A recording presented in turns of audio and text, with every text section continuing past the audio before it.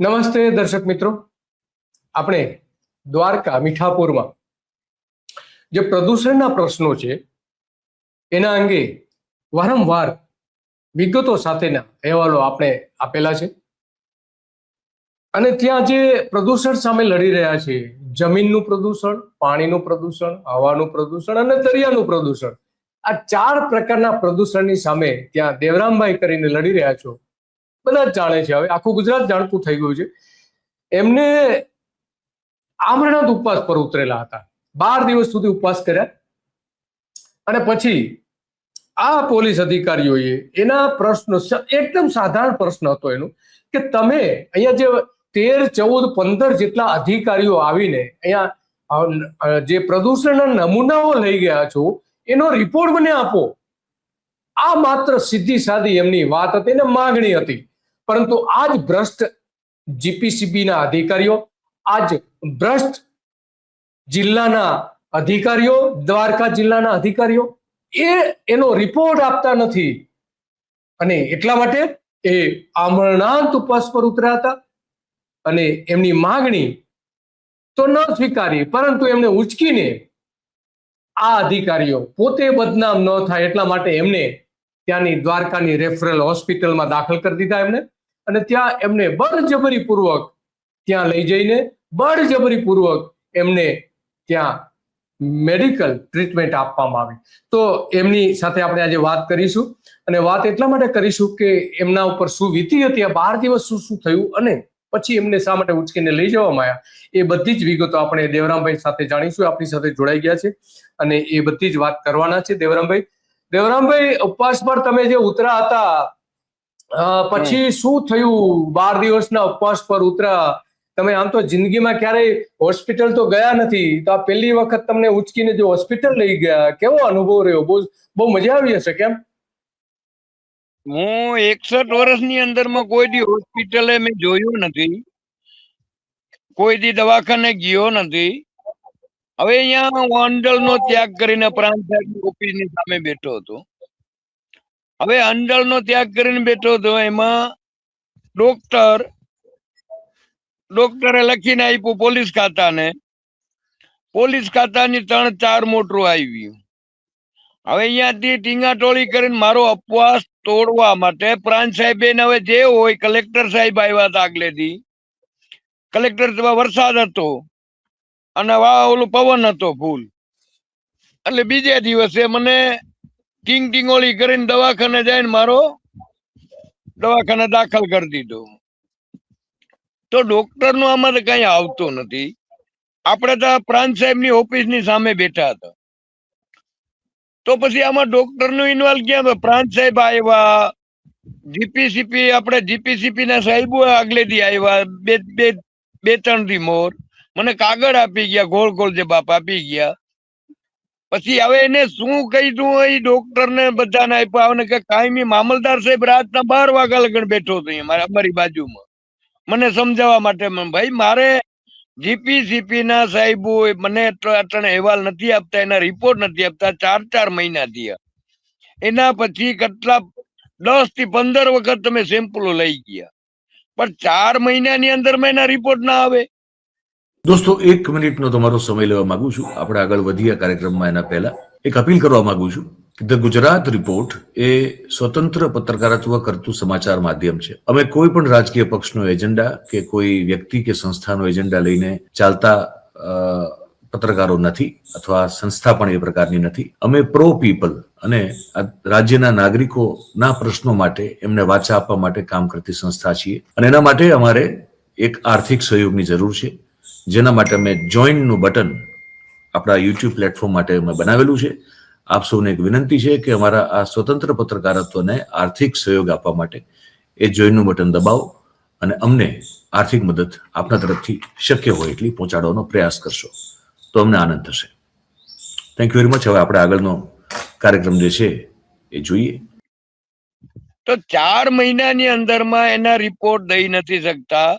આજ 13-14 અધિકારીઓ આવ્યા હતા, થડ ઉપર સેમ્પલો લઈ ગયા, મકાન માંથી સિમેન્ટ ને બધું જોઈ ગયા, દરિયાની અંદરમાં બાંબુ નાખીને અમે બધું એને બતાવ્યું.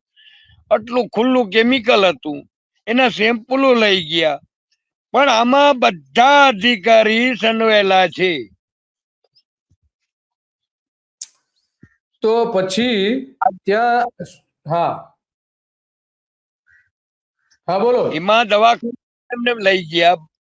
મારો હવે તો બાટલા ચડી ગયા તો હવે અનશન તમારું તોડ્યું, રિપોર્ટ તો દઈ નથી શકતા, કેમ બધા સંડોવાયેલા છે.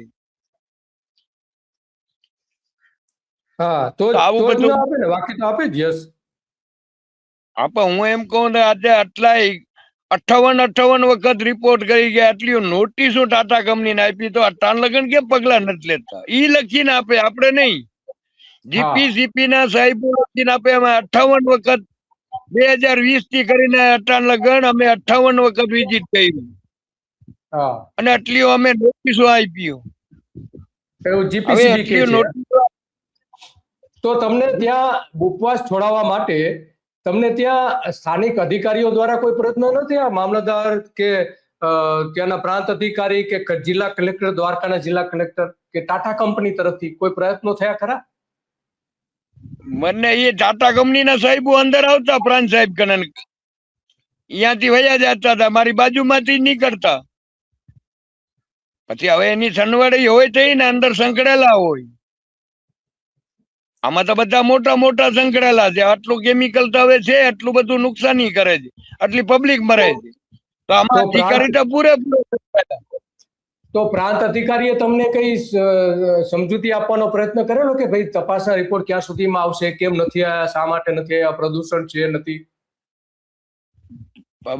પણ નજરે જ જોયું છે, પ્રાંત અધિકારીએ નજરે જોયું. પ્રાંત અધિકારી નહીં આવ્યો તો 10-15 વખત.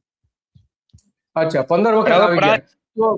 તો કલેક્ટર દ્વારકાના જે કલેક્ટર છે દેવરામભાઈ, દ્વારકાના કલેક્ટરે તમને આ 12 દિવસ સુધી તમે કોઈ પણ પાણી લીધા વગર, અનાજ લીધા વગર ઉપવાસ પર હતા પ્રાંત અધિકારીની કચેરીની સામે, તો ત્યાંના કલેક્ટર દ્વારા તમને કોઈ સંદેશો મોકલવામાં આવ્યો તો ખરો? નહીં, કઈ કોઈ વાત નહીં. બાજુમાંથી હસતા વયા જાય, હસતા જાય. ઘાટના આપડી કેમ ઓલે આપણે એક તો મરણ પથારી હતો હું, મને ક્યાં ઉઠવાની શક્તિ નથી. હવે બાજુમાંથી આયલા જાવ. આગલેથી કલેક્ટર હતા જજ સાહેબ ને કઈક ઓલા પ્રોટોકોલ માં હતા. તો પછી વરસાદ ને ઓલું વાવાઝોડું નતા, તો હું બહાર બેઠો હતો, ઠર્યો હતો. મને ટાઢ ને તાવ ને બહુ ચડ્યા હતા. તો મેં કીધું મને અહીંયા સારવાર આપો. બીજું કઈ મને રોગ તો છે નહીં, કઈ દર્દ નથી, કઈ બીમારી નથી. હું કોઈ દી દવાખાને ગયો નથી. આટલી ઉંમરની અંદર માં મેં કોઈ દી દવાખાનું જોયું નથી. આ પહેલી વખત મને દવાખાનું દુખાડ્યું, મારો અપવાસ તોડાવ્યું. તો કલેક્ટરે તમને કોઈ ફોન કરીને કઈ આશ્વાસન આપ્યું હતું ખરું કે તમે ઉપવાસ છોડો, હું બધી તમારી માંગણીઓ સ્વીકારીશ? હા, કલેક્ટર સાહેબે કીધું કે પ્રાંત સાહેબ ને જીપીસીપી ના સાહેબો ને મેં ફોન કરી દીધો છે ને એને ધડધડાવે છે. અટાણે મને ખબર નથી, અને કદાચ ના હોય, ભાઈ જિલ્લાનો રાજા છે, કદાચ એને ખબર ના હોય. પણ આજ પ્રાંત અધિકારી ની પ્રાંત સાહેબ ને એને રિપોર્ટ મોકલવા જોઈએ ને, કલેક્ટર સાહેબ ને નહીં મોકલાવતા હોય. તો આ દેવરામભાઈ ને ત્યાંથી જે ઉપવાસના સ્થળેથી કઈ રીતે ઉચકીને હોસ્પિટલમાં રહી ગયા, એના દ્રશ્યો એ કેમેરામાં લીધેલા છે, એ પણ આપણે જોઈએ. સારવાર કરવાની ભાઈ ના પાડે છે હવે તો કરો તમે એવા. હાલો ભાઈ, અમે જાઓ, મારાથી ન જાવે સાહેબ. કાજુ બદામ ની ટાટા કંપની દર મહિને આવે કાજુ બદામ નાખજો, આને પૂરેપૂરું આપે. હું તો કહું પોલીસ તંત્રને ને ના ભલે ગઢવી સાહેબ, હા ભાઈ છે, આનો ફોટો કાઢ લેજો, દિવસ આવા દેજો. અને ધગસ હા લઈ લઈએ. તમને ધગસ હોય ચારણ જ ભેળો કરે ને, આ બધા સંકળેલા ચારણ ના હું મેલા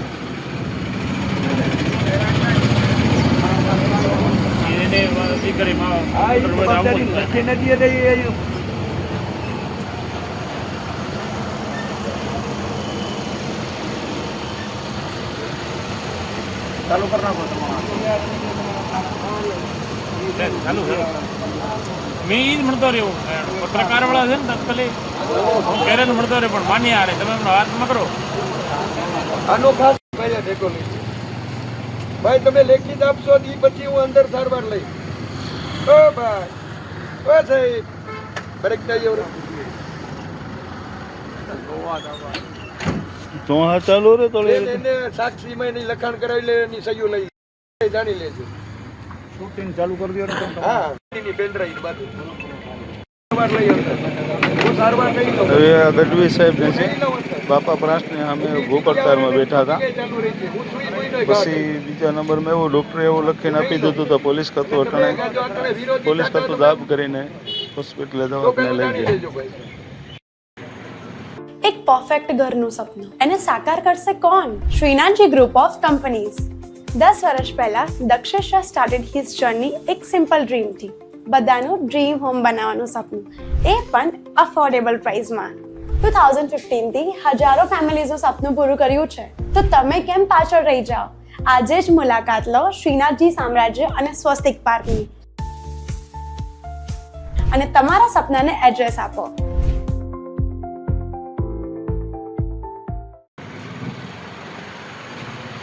હા તો જવાબદારી છે તો ચાલો અમે તો મને પોલીસ લખી રાખશું ભેગા. મને લખી દ્યો પણ. ભેગા પોલીસ રાખશું કે પણ મને 4 લીટી લખી દ્યો. આમાં દેવરામને કઈ થાય નહીં, જવાબદારી અમારી. લખી દ્યો 4 લીટી. હાલો હું અત્યારે હાલી નીકળું. હા કઈ વાંધો નહીં, લખાવી દેજો. દાખલ થઈ જાવ એટલે લખાવી દેજો. ના ના પેલે અહીંયા લખી દ્યો, ઈ પછી હું સાહેબ આટલું હોય તો બ્રાન્ચને કલેક્ટરને બોલાવો. તમે પેલા દવાખાને દાખલ થઈ જાવ. હું નહીં થાઉં દાખલ. પેલા દાખલ થઈ જાવ. રાખવાનું હોય દાખલ થઈ જવાનું હોય. જવાબદારી અમારી હોય. તો અહીંયા ન્યાય થઈ જશે. એ હું તમને કહું. હું જીવી નહીં. હું નહીં જીવું એમાં ત્યાં ચા વાર થઈ જાય તો ગરમ. તમે દાખલ થઈ જાઓ. અહીંયા લઈ આવો. મારો અપવાસ તમે થોડો. ત્યાં દાખલ કરો. ઉપવાસ નથી તોડવાનો. તમને પીવડાવવાનું નથી. તમને દવા કરવાની કે પીવડાવવાનું નથી. તમને ખવડાવવાનું નથી. અમારે ઉપવાસ તોડવાનું કે તમને અમારા આ પણ તો એના કને લખાવી લ્યો ને. શું લખાવાનું છે? યશવાલ કને હાલો. મને હાલો હું એમ કહું. પેલા દાખલ થઈ જાઓ. મારી વાત સાંભળો. એ ભાઈ તમે સમજાવો ને કઈક થાય તમારી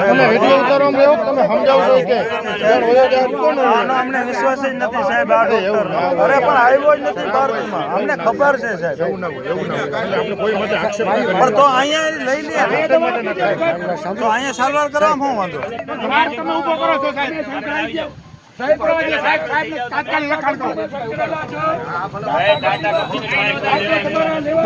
રીતે ઉચકીને એમને લઈ જવામાં આવ્યા. એની વાત તો કોઈ સાંભળવામાં આવી નહીં. એમની માગણીઓ પણ સાંભળવામાં આવી. એકદમ સીધી સાદી માગણી હતી. અહીંથી જે નમૂનાઓ લઈ જવામાં આવ્યા છે, સેમ્પલ લઈ જવામાં આવ્યા છે, દરિયાના હવાના પ્રદૂષણ, પાણીના પ્રદૂષણ, ડોક્ટરને જવા દો. એના ભાઈ 108 વાર માગણીઓ. તમારે એક જણો બેવો થઈ જાવ. આ પોલીસ ખાતું અડચણ હું બની જાય બેનો. હું રહી નહીં જીવતો. આ જવાબદારી તમારી જે ચાલુ મને અહીંયા ઉપાડ્યો. તમે કલેક્ટરને બોલાવો અને મોકલી એને બી લખીને આપ્યું. કેમ હટો છો તમે? હું હવે જે થશે હવે નહીં કહું. હવે જે થવું બેન તમે જવાબદાર છો. થોડા ચૂપ રાખો. થોડો સારવાર કરવા તમારી સારવાર તો તમે કરવાની જવાબદાર. છે. તમે જવાબદાર. સુપ્રીમ કોર્ટ લગન બી પેન ડ્રાઈવ ને બધું મોકલાયું કે ભારતને બધા પુરાવા છે. અને આમાં પોલીસ ખાતાને એવું કરીને બધું ઝેરનું અધિક્ષણ દેવાનું ચડીએ કરે. આ સાહેબો કંપનીને હેરિયા કરી આજે એને બધી પુરવાર કરે કંપની. કેમ સરકારમાં આટલા કરોડો રૂપિયાનો બજેટ આવે? પોલીસ ખાતામાં સત્તા હોય તો બોલાવે ને પ્રાંત ને કલેક્ટર ને ભાઈ આવી આવો તમે લખી દો. એમ નથી બોલતા. જે હાલે તો પબ્લિકમાં અરે તમને ભગવાન તમને હોવરોના કરે આવું જ કરતા નહીં. મારા બાપ હું અટલી નહીં મારાકને દેતા ને બધું પહેલું પેન રહ્યું 24 પેન રહ્યું મારાકને બધા મારા બાપ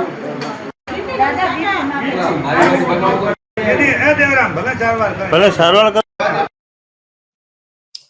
તો દેવરામભાઈ આ હોસ્પિટલમાં તમને દાખલ કરવામાં આવ્યા પછી ત્યાર પછી આજે લગભગ બીજો દિવસ છે. ગઈકાલે તમને ડિસ્ચાર્જ આપી દીધા.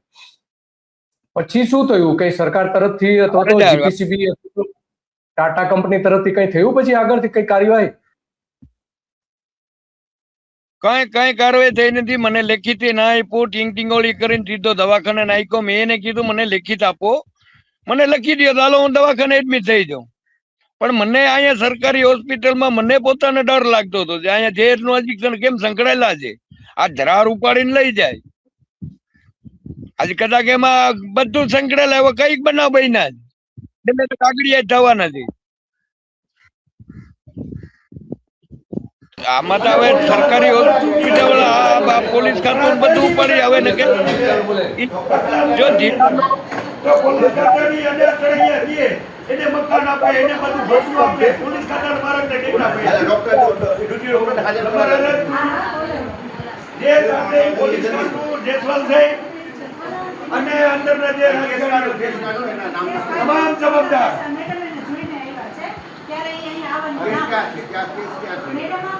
હું હાથ જોડીને મારી તકલીફ મને તો હાથ થઈ જાય કે બેન હું જાતિ સંદેશા નથી, હું તમને ના પાડું. તો દેવરામભાઈ હવે શું કરવાના? જોઈએ પછી ને કે પછી આપણે ગાંધીનગર બેસવાનું છે. 2-3 ની વાત જોઈએ ને કે પછી આપણે ગાંધીનગર અંડલ નો ત્યાગ કરીને અહીંયા બેસવાનો જો મેન ઓફિસે સેક્ટર નંબર 10 મોટી બ્રાન્ચ સામે બેસી. આપણે ન્યાય ન મળે તો કેના મને ન્યાય કરવાનો? વાત તો સાચી, ન્યાય તો મળવો જ જોઈએ. આપણે આજે આટલું બધું આપણે એને બતાવ્યું અને પુરાવા બધા રજૂ કર્યા. એમાં આમાં કરોડો માણસ કહે છે નુકસાની.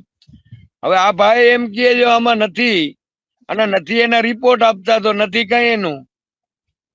હવે આરટીઆઈ કરી તો આરટીઆઈ માં જવાબ નથી મળતો. હવે આમાં તો હવે શું થાય? હવે જોઈએ 2-3 દી પછી કઈક શરીરમાં સારું થાય તો પછી આપણે ગાંધીનગર ત્યાં બેસવાના છીએ. ભલે ભલે, સારું. દેવરામભાઈ તમારો ખૂબ ખૂબ આભાર. તમે લડી રહ્યા છો, અન્યાય સામે લડી રહ્યા છો, તમારો ખૂબ ખૂબ આભાર. અને જોઈએ આ સરકાર આગળ શું તમને જવાબ આપે છે. તો આપનો ખૂબ ખૂબ આભાર આપનો. તો આ મૂળ વાત છે દેવરામભાઈ કે જ્યાં દ્વારકામાં મીઠાપુર પ્રદૂષણ સામે 2011-12 થી લડી રહ્યા છે.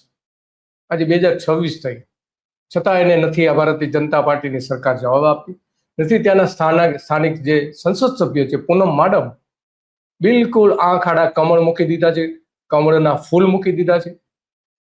ત્યાંના સ્થાનિક ધારાસભ્ય છે પબુભા માણેક, બિલકુલ જાણે કશું થતું જ નથી, પ્રદૂષણના નામે કશું જ નથી, એ પ્રકારનું એમનું વર્તન છે. આ શું બતાવે છે? આ શંકા ઉભી કરે છે. નથી જીપીસીબી જવાબ આપતી. નજીકમાં જ પોરબંદર ના ધારાસભ્ય અને પર્યાવરણ પ્રધાન કે જેની સીધી જવાબદારી બને છે અર્જુન મોઢવાડિયાની, એ પણ આના માટે કંઈ કરવા તૈયાર નથી. તો આ બધા જ સર્કલ ચારે બાજુ જોઈએ તો ટાટા કંપની કેટલી મજબૂત હશે, આ બધા નેતાઓ કરતા પણ કેટલી મજબૂત હશે, એ આના પરથી સાબિત થાય છે. અને આવી જ બાબતો આપણે રજૂ કરતા રહીશું, લોકોના અન્યાય સામે અવાજ ઉઠાવતા રહીશું. દેવરામભાઈને પહેલેથી લઈને અત્યાર સુધી સહકાર આપ્યો છે અને દેવરામભાઈના જે પણ કાર્યક્રમો છે આપણે આપતા રહીશું.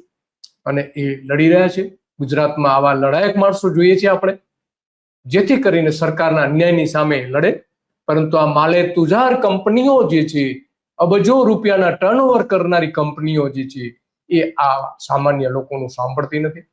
26 ગામડાના લોકો આજે આ પ્રદૂષણની કાળી ચાદર હેઠળ જીવી રહ્યા છે. દરિયો ખતમ થઈ ગયો છે, આસપાસનો તળાવો ખતમ થઈ ગયા છે, ગૌચર ખતમ થઈ ગઈ છે, ખેડૂતોની જમીન પૂરી કરી નાખી છે આ ટાટા કંપનીએ. છતાં પણ આજે આજ ભૂપેન્દ્ર પટેલ, આજ નરેન્દ્ર મોદી, આજ અમિત શાહ એની વાત સાંભળવા તૈયાર નથી. બસ આજે આટલું, અને આવી જ બાબતો પર આપણે મળતા રહીશું. નમસ્તે.